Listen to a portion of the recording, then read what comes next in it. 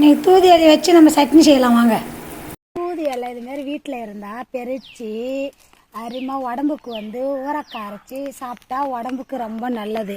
இதுலேயே ஊறக்காயும் அரைக்கலாம், ரசம் வைக்கலாம், அதோட வதக்கி அரைச்சி கருவாடு போட்டு இல்லைன்னா கார மீன் போட்டு சாப்பிட்டாலும் உடம்புக்கு கை கால் குறைச்சலாம் கேட்கும். உடம்புக்கு எவ்வளோ நல்லது. இந்தமாரி இந்த தழையை எடுத்து இல்லை கடையிலேயே கூட வாங்கினாலும் இதில் நடுமுள் இருக்கும். இது நடுமுள்ளை எடுத்துட்டு இதுமாரி எடுத்துடணுங்க. இதுமாரி எடுத்துட்டு அழைச்சிட்டு இது நல்லெண்ணெய் செஞ்சிங்கன்னா ரொம்ப டேஸ்ட்டாக இருக்கும். தேவையான அளவுக்கு காஞ்ச மிளகாய் பூண்டு நல்லா தோவெல்லாம் நல்லா வதக்குங்க.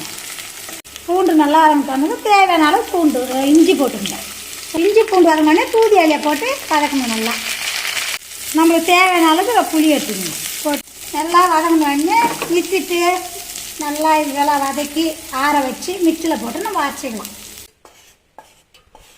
தேவையான அளவுக்கு உப்பு, தேவையான அளவுக்கு தாளிக்கிறதுக்கு நெல்லெண்ணெய் ஊற்றிங்க. கடுகு தேவையான ரவை, கடுகு பொரிஞ்சது உளுத்தம்பயிறு, பெருங்காயம் தூள், அரிசி வச்சுக்கிற சட்னி எடுத்து ஊற்றி தாளிச்சு ஏற்றுனா சட்னி ரெடி.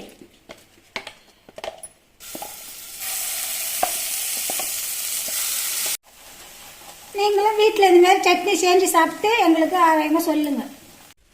வீடியோ பிடிச்சிருந்தா மறக்காமல் ஃபாலோ பண்ணுங்கள், சப்ஸ்கிரைப் பண்ணுங்கள்.